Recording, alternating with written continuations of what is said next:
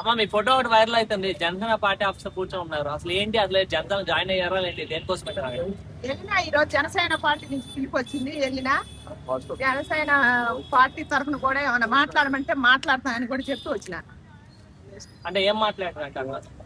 Party గురించి, party విధానాల గురించి, పార్టీ గురించి మన జనసేన పార్టీని తెలంగాణ గట్ట మీద ఏ రకంగా తీసుకుపోవాలా, ఎలా ప్రజల్లోకి తీసుకుపోయి ఇప్పుడు ప్రశ్నించే కొంత కావాలి కదా జనానికి. న్యాయం అన్యాయం గురించి మాట్లాడాలా, పార్టీ విధానాల గురించి చెప్పాలా, అవన్నీ చేయాలని మాట్లాడుకొని వచ్చింది. అంటే పార్టీ టికెట్ ఏమైనా ఇస్తా అని చెప్పిందా మీకు? నాకు టికెట్ ఇస్తానని చెప్పలా. ఏం చెప్పిన టికెట్ పరంగా పోలేదు. పార్టీ పరంగా పార్టీ మీద అభిమానంతో, జనం మీద అభిమానంతో జనానికి సేవ చేసుకోవాలని పోయింది నేను, అంతే. జనసేన వాళ్ళు ఇంకేమైనా చెప్పలేదు అంటే రాబోయే ఎలక్షన్ల గురించి మన జనసేన పార్టీ తరఫున అందరూ జనాలలో తిరిగి పరిచయం చేయాలి. ఇప్పుడు జనసేన గురించి, పార్టీ గురించి చెప్పాలి కదా, పార్టీ విధానాల గురించి, దాని గురించి మాట్లాడాను. నెక్స్ట్ ఇంకేం చెప్పారమ్మా అక్కడ? టికెట్ ఇచ్చే అవకాశం ఉంటే ఏ నియోజకవర్గం నుంచి పోటీ చేయాలన్నది మీకు? ఎవరు నాకు పార్టీ అధిష్టానం ఆదేశిస్తే? పార్టీ ఆదేశించినా నాకు పోటీ చేసే సత్తా లేదు, కానీ ప్రజల తరఫున పోరాడతా. నేను ప్రజల తరఫున మాట్లాడతా. పార్టీ అని అభిమానం ఉన్నా కూడా ప్రజల తరఫున మాత్రం ఖచ్చితంగా మాట్లాడతా నేను. మన పార్టీ ఇప్పుడు మన జనసేన పార్టీ ప్రజల తరఫున వచ్చి మన తెలంగాణ గడ్డ మీద పోటీ చేసినాక ప్రజలకు ఏమైనా చేయకుండా ఉంటే దాని గురించి మాట్లాడతాను, నేను ఖచ్చితంగా మాట్లాడతాను. న్యాయవాదులతో కూడా ఫోటోలు పెట్టారు కదమ్మా, దేని గురించి అది? ఎవరు న్యాయవాదులు మీటింగ్ అక్కడ? న్యాయవాదుల గురించి, జనసేన పార్టీ విధి విధానాల గురించి పెట్టారు, మీటింగ్ పెట్టారు. ఎందుకంటే ఇప్పుడు పార్టీ తరఫున న్యాయవాదులు ఉండాలంట. వాళ్ళు న్యాయవాదులు అయితే, వాళ్ళు సరస్వతి బిడ్డలు అయితే, మా బోటి వాళ్ళు మట్టిలోంచి పుట్టిన భూదేవి బిడ్డలం కాబట్టి మాకు చదువు సంజ రాదు. మాలాంటి వాళ్ళు మట్టిలో పుట్టిన భూదేవి బిడ్డలం మేము. వాళ్ళు సరస్వతి పుత్రులు, చదువు వచ్చిన వాళ్ళు. వాళ్ళ న్యాయం గురించి వాళ్ళకి తెలుసు, మాకు తెలియదు కదా. దాని గురించి మాట్లాడటానికి వాళ్ళు వచ్చారు. అయితే జనసేన పార్టీ తెలంగాణ పెడుతున్నప్పుడు చాలా విమర్శలు వచ్చాయి. ఇప్పుడు మీరు జనసేన పార్టీలో అంటే కలిసి ఇలా ఫోటోలు తీయడం వల్ల వైరల్ అవుతున్నాయి కాబట్టి మీ మీద విమర్శలు కురిపించే అవకాశం ఉంటాయంటారు. ఎందుకు విమర్శలు కురిపించేది? ఎందుకు అనాలా? ఎవరిష్టం వాళ్ళది, ఎవరిష్టం వాళ్ళది. పార్టీ విధానాలు నచ్చితే, మంచి ఎవరు మంచి చేసినా వాళ్ళ కలిసి మాట్లాడుతున్నారు. ఇప్పుడు తెలంగాణ ఘట్టమే కాదు, ఏపీలో ఎక్కడైనా సరే ఎవరు మంచితనం, ఎవరు మంచి నాయకుడు అయ్యి ప్రజలకు మంచి పరిపాలన అందిస్తే వాళ్ళ కలిసి మాట్లాడుతున్నారు, ఖచ్చితంగా మాట్లాడతాను. మంచి పార్టీ లేదని ఎందుకని అంటాం? కాకపోతే ఇంతవరకు లేదు. ఇంతవరకు అందరు చెప్పిన వాళ్ళే కానీ చేతల్లో చూపించిన వాళ్ళు లేరు. మరి ఇప్పుడు పార్టీ పరంగా తరాలు మారిపోతున్నాయి. ఇచ్చేత్తం అని చెబుతున్నారు. ఏది చెప్పిన ఎవరు సరిగ్గా చేస్తున్నారు? చేయట్లేదు కదా. నాయకులు వస్తున్నారు కదమ్మా, మంచి నాయకులు చేద్దామనే కదా వస్తారు. మంచి నాయకులు చరిత్ర చెప్పుకొని వస్తాను. చరిత్రలో మిగిలిన వాళ్ళు ఎవరు లేరు. ప్రజా సమస్యల మీద మాట్లాడుతున్నారని యూట్యూబ్ చాలా ఛానల్ ద్వారా తెలిసిపోయింది. ఒకవేళ కేటీఆర్ నుంచి ఏమైనా ఆహ్వానం వస్తే మళ్ళీ ఏమన్నా వెళ్ళే అవకాశం? కేటీఆర్ అన్న తరఫున ఆహ్వానం వచ్చినా, కవిత అక్క తరఫు నుంచి ఆహ్వానం వచ్చినా, ఇంకా మళ్ళీ 4 అడుగులు అటో పాటు ఇటో అడుగు వేసే వ్యక్తిని అయితే కాదు నేను. ఎవరు మంచి పని చేస్తే వాళ్ళ కలిసి మాత్రం ఖచ్చితంగా మాట్లాడుతున్నాను. జనసేన తరఫున స్టాండ్ తీసుకుంటున్నారా? ఖచ్చితంగా తీసుకుంటున్నాను. నేను నమ్మిన కాబట్టి తీసుకుంటున్నా. పవన్ కళ్యాణ్ అన్న సిద్ధాంతాలు నమ్మి నేను ఖచ్చితంగా నమ్మిన. పవన్ అన్న మాటల మీద నమ్మిన, పవన్ అన్న నీతి మీద నమ్మి ఇప్పుడు పవన్ కళ్యాణ్ అన్న నాయకుడిగా ఏపీలో మా పదవిలో వచ్చి డిప్యూటీ సీఎం గా అవి తీసుకున్న తర్వాత నాకు కొన్ని పదాలు పలక రాదు, కానీ ఆ పదవి తీసుకున్న తర్వాత ఎంతో చేసిండు అవతల. మనకు మాత్రం చేయడంటే ఎందుకు? చేస్తాడు, ఖచ్చితంగా చేస్తాడు ప్రజలకి. తెలంగాణలో మన పార్టీ తరఫున ఎవరు ఇక్కడ అధికారం ప్రాతినిధ్యం వహించే అవకాశాన్ని అంటారు? జనసేన తెలంగాణలో సింగల్ గా వస్తారా, మరి ఇక్కడ కూడా ఒక పొత్తులు పెట్టుకుంటారా? అయ్యా పొత్తులు పెట్టుకుంటా అంటే రాజకీయంగా అనుభవం ఉండాలి. సీనియర్లు ఎవరున్నారు? ఏపీలో చంద్రబాబు నాయుడు అన్నుండు, మన తెలంగాణలో కేసీఆర్ అన్నుండు. ఇప్పుడు వచ్చే వాళ్ళంతా వయసు తక్కువ వాళ్ళే కదా. కేసీఆర్ పవన్ కళ్యాణ్ పొత్తు పెట్టుకుంటున్నారు. జనసేన నేనంటూ పొత్తు పెట్టుకోవాలని నేను ఖచ్చితంగా సింగల్ పోటీ చేయాలన్నట్ట. ఇప్పుడు ఏమాత్రం రాజకీయ అనుభవం లేకున్నా సరే గానీ మరి జగన్మోహన్ రెడ్డి అక్కడ సీఎం అయిండు, తమిళనాడులో విజయ దళపతి సీఎం అయింది కదా, మీరు ఈయన కూడా అవ్వచ్చు కదా. అందరు రైతులు ఇప్పుడు నీకుంది నాకుంది సీఎం కావాలని, సీఎం కావాలని మస్తు కోరుకున్నాను నేను. పవన్ కళ్యాణ్ గారు ఆయన సీఎం కావాలని కోరుకుంటే ఇప్పుడు నువ్వు నేను కోరుకుంటే ప్రజలు ఓటు వేయాలి కదా. సింగల్ కి వచ్చి నిలబడి ఉంటే మస్తు ఆశపడ్డా నేను. పవన్ కళ్యాణ్ గారు సింగల్ గా రావాలనుకుని ఇప్పుడు మన తెలంగాణ గడ్డమేనా పవన్ కళ్యాణ్ అన్న ఎన్నేళ్ళు పోరాటం చేసిండు. సినిమా పరంగా అయితే అభిమానులు ఉంటారు కానీ రాజకీయ పరంగా లేదని ఆయనే చెప్పిండు కదా, లేరు కదా, నమ్మట్లేదు కదా. నమ్మి మనమే పట్టాభిషేకం చేయనప్పుడు ఎలా పవన్ కళ్యాణ్ తెలంగాణ గడ్డ మీద ఉద్యమం చేయలేదు కదా తెలంగాణ గురించి. నేను అడుగుతా 16 సంవత్సరాలు రాజకీయంలో ఉన్న వ్యక్తికి రాజకీయ అనుభవం తెలవడానికి ఏముంది? 16 సంవత్సరాలు అంటే మామూలు విషయం కాదండి, అవును. చాలా పెద్ద విషయం. అవును, 3-4 సంవత్సరాలకే రాజకీయ విలువ తెలిసిపోయింది. అట్లాంటి అయినా 16 సంవత్సరాలు ఉన్నాడు, ఆయనకి ఎక్స్పీరియన్స్ ఎంత ఉండాలి? ఎక్స్పీరియన్స్ ఉన్నా కూడా మరి నమ్మట్లేదు కదా, కులాల వారిగా ఇడిపోతున్నారు కదా. మనకు బుద్ధి లేని రాజకీయం చేస్తున్నారు వాళ్ళు, వచ్చి కులశిచ్చు పెడుతున్నారు. ఇప్పుడు వచ్చే రాజకీయంలో ఇదివరకు రాజకీయంలో కులాలుగా పెట్టారా, కులాన్ని పెట్టే కుల రాజకీయం ఎవరు చేయలేదు కదా. ఇప్పుడు వచ్చే రాజకీయం కుల రాజకీయం చేస్తున్నారు కదా, కుల రాజకీయం చేసి మనకి కార్యకర్తలకు తగాదు పెడుతున్నారు కదా, దాని వల్ల ఇడిపోతారు. ఆల్రెడీ నా దాంట్లో మనోహర్ గారు ఆల్రెడీ చెప్పారు కదా, మేము ఈ కార్పొరేట్ ఎలక్షన్ వీటికి అసలు సీట్లు తగ్గించము, లాస్ట్ టైం మేము తగ్గించాం, బట్ ఈ సమయం తగ్గించాం, అన్నిట్లో పోటీ చేస్తామని చెప్పారు. ఎక్కడ ఆంధ్రలో అన్ని ప్లేస్ లో కూడా ఈ అన్ని కార్పొరేట్ పోటీ చేసినా కూడా ఏం చేస్తున్నట్టు వీళ్ళు తరతరాలుగా నరాలలో నాటుకుపోయిన పార్టీలు ఆయన కొత్తగా పెట్టిన పార్టీ అది. ఆయన కష్టపడుతుండే కానీ కష్టపడి నీతిగా చెప్పినాడు మాట ఎవరు నమ్ముతాడా? నిజం చెప్పినాడు మాట నమ్మరుగా. మాయ చెప్పి మోసం చేసే వాళ్ళని అయితే 1-2 సార్లు కింద పడ్డా పైన లేసిన వాళ్ళనే గెలిపిస్తున్నాం కానీ మరి నిజం చెప్పి నీతిగా నేను మీకు చేస్తాను అన్న ఎవరు గెలిపించలేదే. అయినా సరే ఆయన 21 స్థానాల నుంచి ఉంటే 21కి 21 పెట్టారు కదా ఆయన. మరి కొట్టిండు ఆయన కూడా గెలిచిండు కదా, 21 గెలిచిండు కదా. మరి ఆయన నమ్మి తెలంగాణ గడ్డ మీద ఆయన నమ్మి మరి సీఎం పదవి ఇస్తే మరి మనకు మంచి చేతుడు మిగతా నాయకులు ఆయన కూడా దోసుకుంటాడో తెలుస్తుంది కదా, నమ్మాలి కదా. మనం నమ్మి గెలిపించుకుంటే తెలుస్తుంది ఆయన సత్తా ఏంటో. ఆంధ్రలో ఇప్పుడు దాకా దోచుకుంది, ఆయన పెట్టిందే కదా ఎక్కువ. ఆయన దోచుకోలేదు, పెట్టిందే. ఏం చెప్తారమ్మా ఇలా విమర్శించేటోళ్ళకి, ఈ విధంగా ప్రతి ఒక్కరు పవన్ కళ్యాణ్ అడిగేటోళ్ళకి ఏం చెప్పగలుగుతారు? దయచేసి నమ్మాలా, విమర్శించొద్దు. ఇప్పుడు ఆయన పంచాయతీ రాజ్ శాఖ మంత్రి పదవి తీసుకుంటా ఆ శాఖ న్యాయం చేసిండా చేయలేదా అని చూడాలా, ప్రతి వాళ్ళు చూడాలా. చూసి ఆయన ప్రజలకు ఏమి న్యాయం చేస్తుండు, ఎక్కడెక్కడ చేస్తుండు, మంచి పనులు చేస్తుండా చేయట్లేదని కూడా చూడాలా. వ్యక్తిగతంగా దూసియొద్దు, పర్సనల్ గా దూసియొద్దు. పర్సనల్ గా ఇప్పుడు ఇంతమంది నాయకులు ఉన్నారు 2 రాష్ట్రాల మీద, మరి ఎవరిని టార్గెట్ చేయండి? పవన్ కళ్యాణ్ నన్ను ఎందుకు టార్గెట్ చేస్తాను? ఎదుగుదల చూసి వారవలేకనే కదా. అంటే ఈ మధ్య చాలా మంది 2 క్వశ్చన్లు అడుగుతున్నారు. ఏంటంటే సింగిల్ గా వస్తాడా కలిసి వస్తా అడుగుతున్నారు. ఆయన సింగిల్ గా వచ్చినా కలిసి వచ్చినా ఫస్ట్ మనకు కావాల్సింది అంటే డెవలప్మెంట్ ఒకటి. రెండో పాయింట్ ఏంటంటే చాలా మంది ఏం చేశారు అసలు పవన్ కళ్యాణ్ ఏదైతే ఇప్పుడు ఉన్నాడు ఉప ముఖ్యమంత్రిగా అని చెప్పి అంటున్నారు. వాళ్ళ ఏదైతే ఏరియాలో ఉన్నాడో అంటే ఏది పిఠాపురం ఉండేటోళ్ళు ఈ రోజు వరకు ఏం చెప్పలేదు, వీళ్ళు ఎందుకు ఎక్కువ జరుగుతున్నారు? ఎందుకు చెప్పలే? పిఠాపురంలో ఉండేవాళ్ళు కూడా చెప్పారు కదా, చాలా మంది అవతల ఏపీలో అందరు చెబుతూనే ఉన్నారు కదా.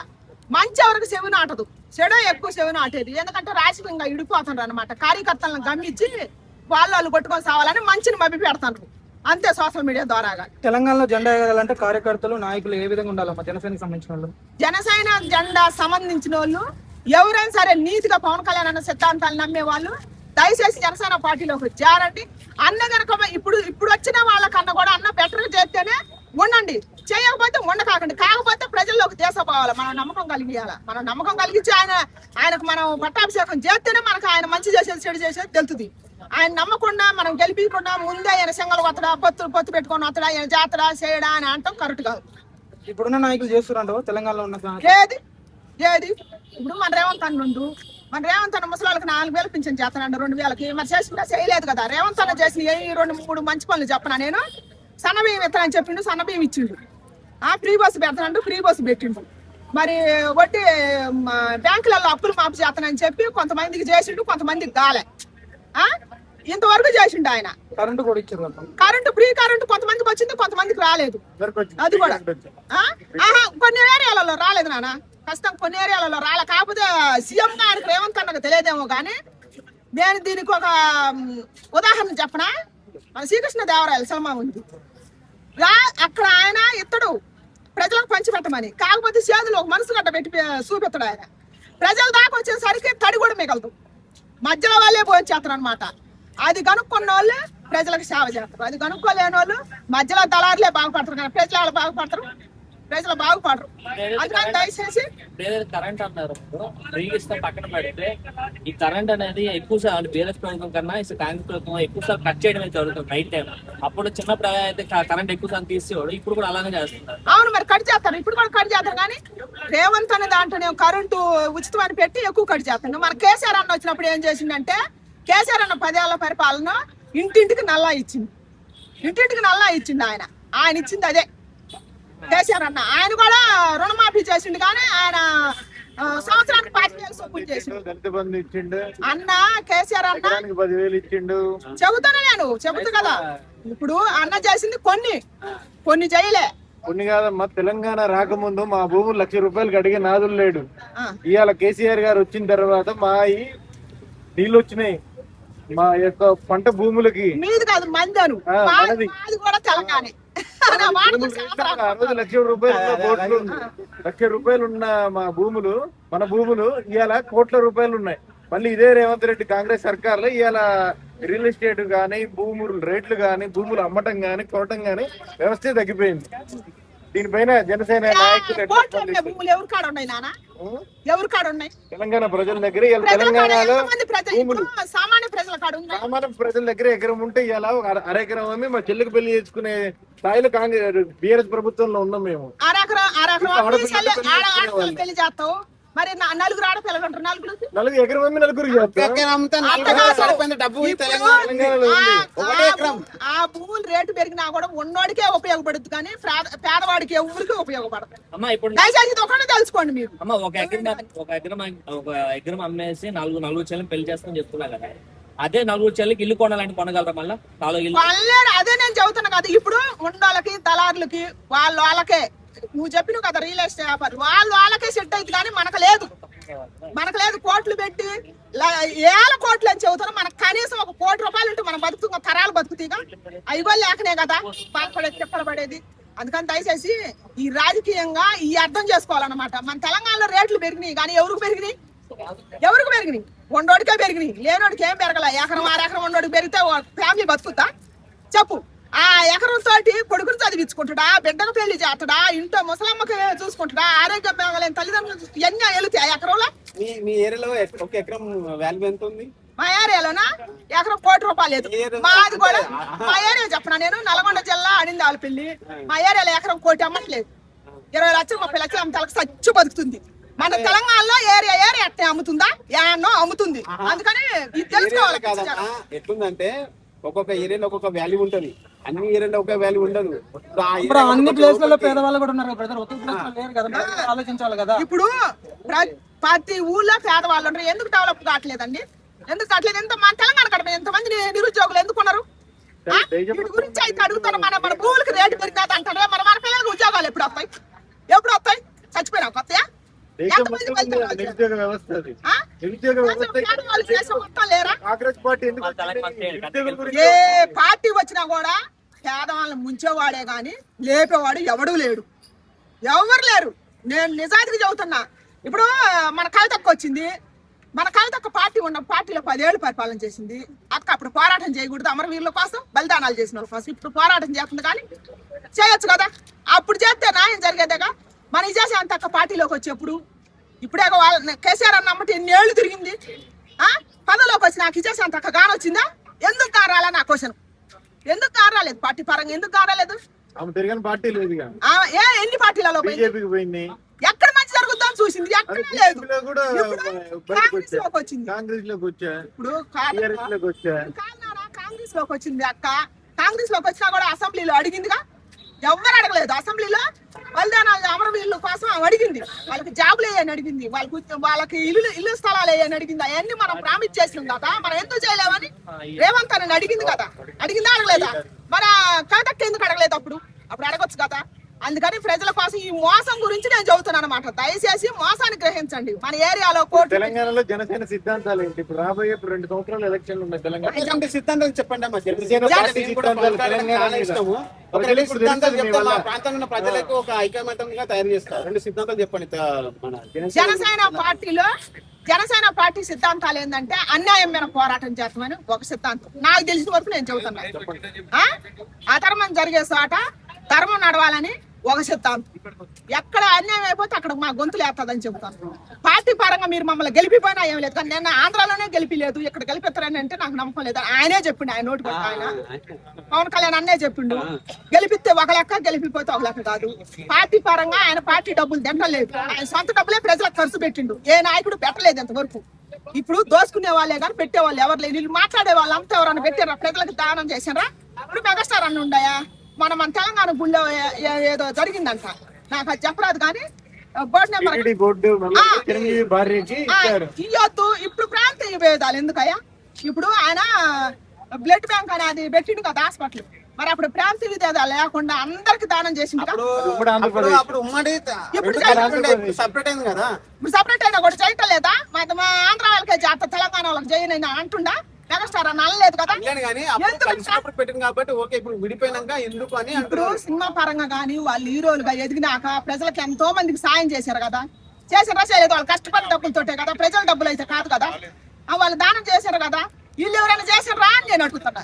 వీళ్ళు కూడా చేసి మంచి పని చేస్తే మాట్లాడతాం మనం. ఈ మధ్యలో ఉండి రెచ్చగొట్టేది ఎవరమ్మా? రెచ్చగొట్టేది ఎవరంటే మన కార్యకర్తలు మనకు శిక్షలు పెట్టేవాళ్ళే. అంతే, ఏం లేదు. అది మనం తెలుసుకోవట్లేదు. మనం తెలుసుకోకనే మాట్లాడేది. ఇప్పుడు నాకు పవన్ అన్న అభిమానం ఉన్నా కూడా తప్పు చేస్తేనే మాట్లాడతారు ఖచ్చితంగా. అట్లా మాట్లాడమని ఎవరన్నా మాట్లాడతారేమో? మాట్లాడరు. అందుకని దయచేసి తెలుసుకోవాలని కోరుకుంటుంది. ఇప్పుడు ఒక జెండాకే మనం కూలీలు కావద్దు. మంచి చేస్తేనే ఉందాం, అందుట్లో మంచి చెప్పితే పెక్కకొద్దాం. కోట్లు ఇరు వాళ్ళు కోట్ల పరంగా వాళ్ళు దోసుకొని వాళ్ళు ఏసీ కార్లలో వాళ్ళు ఏసీ రూముల్లో ఉంటారు. కానీ మనం ఉన్నాం, మనం ఎప్పటికీ ఎండలో ఎండాల్సిందే, వాళ్ళు తడవాల్సిందే. అందుకని దయచేసి తెలుసుకోవాలని నేను కోరుకుంటున్నా. ఏం చెప్తారమ్మా ఫైనల్ గా రెండు రాష్ట్రాల ప్రజలకి? రెండు రాష్ట్రాల ప్రజలకు ఏం చేయాలంటే రాజకీయం అనే ఉచ్చులో పడి అసలు మన గురించి, మన పిల్లల భవిష్యత్తు గురించి, రాబోయే తరాల గురించి కనుక తెలుసుకోకుండా పార్టీ పిచ్చిలో పడి నా జెండా గొప్పది, నా జెండా గొప్పది అని కొట్టుకోకుండా దయచేసి ఒక్కసారి వాళ్ళకి వదిలిపెట్టి చూడండి అని చెబుతున్నా. అవకాశం ఇవ్వండి. నాయకుడికి ఉండాల్సిన లక్షణాలు ఏంటమ్మా? నాయకుడికి ఉండాలి లక్షణాలు అంటే అసలు ఇప్పుడు ఇంతవరకు లేదు. చరిత్ర జరిగిన వాళ్ళ గురించే చెబుతారు కానీ ఇంతవరకు చరిత్రలో నిలబడ్డ నాయకులే లేదు. ఏం చెబుతాం మనం? ఉన్నారు కదా పరిపాలించారు కేసీఆర్, చంద్రబాబు, రేవంత్ రెడ్డి, అంతకు ముందు కూడా అందరూ పరిపాలన చేశారు. నేను ఏం చెబుతున్నా, చరిత్రలో పోరాటం చేసే ఈరులు బొమ్మలు పెట్టుకోనే చెబుతున్నారు కానీ ఒక్కళ్ళు కూడా ఇంతవరకు చరిత్రలో నిలబడ్డ నాయకుడు లేడు. తెలంగాణ ప్రాంతంలో ఇప్పుడు రాజగోపాల్ రెడ్డి ఉన్నాడు మునుగోడు నుంచి. ఏ కష్టం వచ్చినా, ఆపద వచ్చినా, సాపద వచ్చినా 10 లక్షలు 12 లక్షలు బిల్లులు కడుతుండవు. ఎక్కడ హాస్పిటల్ ఆయన మరి ఎందుకు హాస్పిటల్లో అంత దారుణంగా ఉంది? నాసిరకం మందులు ఎందుకు వస్తున్నాయి? ఎందుకు ట్రీట్మెంట్ నడవట్లేదు? విభేదిస్తుండవు ఎందుకు? ఇప్పుడు ఆ అన్న సంగతి అయితే నాకు తెలియదు, నేను చూడలేదు. రాజగోపాల్ అన్న సంగతి నాకు అసలు ఆయన వ్యక్తిత్వం గురించి తెలియదు. ఆయన గురించి నేను పర్సనల్ గా మాట్లాడు అయితే మళ్ళీ కానీ నాకు తెలియదు. మా జిల్లా అయినా కూడా నాకు చదువు లేదు కాబట్టి నాకు పెద్దగా తెలియదు. నాకు తెలిసింది నేను చెబుతున్నా. ఆయన 10 లక్షలు దానం చేసిండా, 20 లక్షలు దానం చేసిండా, ఎంత చేసిండో నేను చూడలేదు కానీ నాకు తెలిసింది నేను చెబుతున్నా. నేను ఇప్పుడు 7-8 ఏళ్ల నుంచి నేను హాస్పిటల్ చుట్టూ తిరుగుతున్నా. గవర్నమెంట్ హాస్పిటల్ ఎందుకు అంత దీనంగా ఉన్నాయి? ఎందుకు వ్యవస్థ పాడైపోయింది? ఎందుకు నాసిరకం మందులు వస్తున్నాయి? ఇది వరకు జబ్బులు వస్తే 1-2 సార్లు పోతే తగ్గుతుంది. ఇప్పుడు తగ్గుతుందా? సిగ్గుండొద్దు మనకి. ఇప్పుడు ఎందుకు 7 సార్లు హాస్పిటల్ చుట్టూ తిరుగుతున్నాం మనం? ఎందుకు తిరుగుతున్నాం? ఇప్పుడు ఒకసారి మందులు 10 సార్లు మందులు వేసుకుంటే తగ్గుతుందా? రోగానికి రోగం పెరుగుతుంది. ఇది ఎందుకు గ్రహించలేదు? హాస్పిటల్లో సౌకర్యం సరిగా ఉందా? అంటే ప్రభుత్వ హాస్పిటల్లో చేయమని మీరు చెప్తున్నారు, వాళ్ళు సొంతంగా ప్రైవేట్ హాస్పిటల్ కడుతున్నారు. మరి వాళ్ళు చూసుకుంటారు, గవర్నమెంట్ గవర్నమెంట్ హాస్పిటల్లో ఉన్నప్పుడు గవర్నమెంట్ చూసుకోకపోతే ప్రజలు చూసుకుంటారు. ప్రజల కోసం పెట్టినప్పుడు ఇప్పుడు ప్రజల కోసం ఆరోగ్యశ్రీ అని పెడతాను. అది ఎంతవరకు ప్రజలకి ఖర్చు పెడతారో తెలుసా? చదువు ఉందిగా, నాకంటే చదువు లేదు. ప్రజల కోసం ఎంతవరకు ఇది వినియోగిస్తారు ఆ డబ్బు? ఇంకోటి కూడా గవర్నమెంట్ హాస్పిటల్లో బాత్రూమ్ చక్కగా ఉండమంటమ్మా. అసలు బాత్రూమ్ ఏ చక్కగా ఉండవు. ఏది చక్కగా ఉందో నిర్లక్ష్యం నర్సులు కాంచి డాక్టర్ల వరకు నిర్లక్ష్యం. ఎక్కడో మంచి డాక్టర్లు దేవుళ్ళు అసంటి వాళ్ళు ఎక్కడో 100కి కొట్టుకున్నారు. 90% లేనే లేరు. ఒక జబ్బుకు చేసే ట్రీట్మెంట్ ఇంకో జబ్బుకు చేస్తారు. ఎంతో మంది చచ్చిపోతారు. దాని గురించి ఏం అడగరు. రాజకీయంగా అయితే కొట్టుకొని సత్తరు. నెక్స్ట్ సొంతంగా స్కూళ్ళు, సొంతంగా కాలేజీలు, సొంతంగా హాస్పిటల్ పెట్టుకుంటారు. గవర్నమెంట్ ఎందుకు పట్టించుకుంటారు? ఎందుకంటే వాళ్ళు చంపాచుకోవటానికే, మన కోసం ఏం కాదు. నేమన్నా ఒక హాస్పిటల్, గవర్నమెంట్ హాస్పిటల్లో పోయినా ఒక అన్న వచ్చిండు, ఒక అన్న బలి అడిగిండు. ఎందుకు మా రక్తం పీల్చుకొని తింటారు మీరు? నాసిరకం మందులు ఇచ్చి మా జీవితాలతో ఆడుకుంటారు. నేను కంప్లైంట్ ఇస్తారు. డాక్టర్కి నోటి మాటలు కూడా రాలేదు. అట్లాంటి మందులు ఎందుకయా? రోగం దగ్గర మందులు ఎందుకు ఇస్తారు? గవర్నమెంట్ ద్వారా కానీ టాబ్లెట్లు వస్తున్నాయి, ప్రజలు వేసుకుంటారా? దెబ్బల పాలైపోతున్నాయి. దాని గురించి మరి ఒకసారి పరిశోధన చేస్తే ఏం పుట్టింది గవర్నమెంట్ కి? గవర్నమెంట్ హాస్టల్లో కూడా ఫుడ్ ఏం పుట్టింది? ఫుడ్ సరిగా ఉండదు, బెడ్ సరిగా ఉండదు. 10 మంది పిల్లలకు ఒకే బాత్రూమ్. వాళ్ళకి రోగాలు పుట్టాలా, ఎలర్జీలు పుట్టాలా? వైరస్లు రావంటే ఎందుకు రావు? వేరే దేశాలలో రాని వైరస్లు అన్ని మన దేశానికి ఎందుకు వస్తున్నాయి? మన రాష్ట్రాలకి వర్షాకాలం అయితే శుభ్రం ఉండదు, ఏది ఉండదు. మరి దీని గురించి అడగాలి కదా, ఎవరు అడగరు. మరి ఇప్పుడు గవర్నమెంట్ ఎవరిది? ఎవరు చెప్పు? రేవంత్ రెడ్డి రేవంత్ రెడ్డి అన్నే కదా. రేవంత్ రెడ్డి అని కాదు కదా, ఇప్పుడైతే రాజకీయ ఒక్క నాయకుడు రాజకీయ నాయకుడు అనే కాదు, ఏ రాజకీయ నాయకుడైనా, ఏ అన్న అయినా సరే, ఏ కార్యకర్త అయినా సరే, ఎవరైనా సరే మనకు చేస్తానని వచ్చినప్పుడు దయచేసి పార్టీ పిచ్చిలో పడిపోకుండా మనకి ఎందుకు చేయట్లేదని మనం అడగాలని నేను కోరుకుంటున్నాను. మనకేమేం కావాలా? మన పిల్లలకి మనకి ఏమేం కావాలా? ఆరోగ్యం కావాలా, మన పిల్లలకి చదువు కావాలా, మనకి మనకి ఇంకా ఏమేమి ఉపాధి కావాలా, ఇవే కదా మనకు కావాల్సింది. ఈ మూడింటి గురించి అడగాలి కదా. దీని గురించి ఎవరైనా అడుగుతారా? పవన్ కళ్యాణ్ అడుగుతున్నారు కదమ్మా. పవన్ కళ్యాణ్ అన్న అయితే లోకు కాబట్టి అందరు అడుగుతారు ఎగేసుకొని పోయి. మరి తరాలతో పారిగా ఇప్పుడు పాతుకుపోయిన రాజకీయ నాయకులు అయితే అడుగుతారా? అడగరు కదా. పోలీస్ స్టేషన్ కొడుతున్నారు. నువ్వు అన్న అన్న కొట్టి దాంట్లో అందుకని భయం. మంచిగా అడిగినంత ఈజీగా చెడ్డం ఎందుకు అడగరు? రాజకీయంగా కానీ నోరుంది కదా అని ఇష్టం వచ్చినట్టు పారేసుకోవద్దు. రాజకీయంగా ఉన్నా కూడా అడిగినా కూడా మనం సభ్యత సంస్కారంతో అడగాల. మన ఇష్టం వచ్చినట్టు మనం వాళ్ళని తిట్టొద్దు. మనకు ఎందుకు చేయలేదన్నా, నువ్వు చేస్తారని వచ్చినప్పుడు మాకు ఎందుకు చేయలేదని మనం అడగాల. అంతే, ఎవరు వచ్చినా సరే, ఏ రాజకీయ నాయకుడు వచ్చినా సరే. ఇదే దీని గురించే నా పోరాటం, కానీ మన గురించే. దయచేసి మారాలని కోరుకుంటున్నా. ఒక వ్యవస్థలో మార్పు రావాలంటే ఫస్ట్ మనలో మార్పు రావాలి. మనలో మార్పు వస్తేనే వ్యవస్థ మారిపోతుంది, రాజకీయ నాయకుల్లో కూడా మారిపోతుంది. థ్యాంక్స్.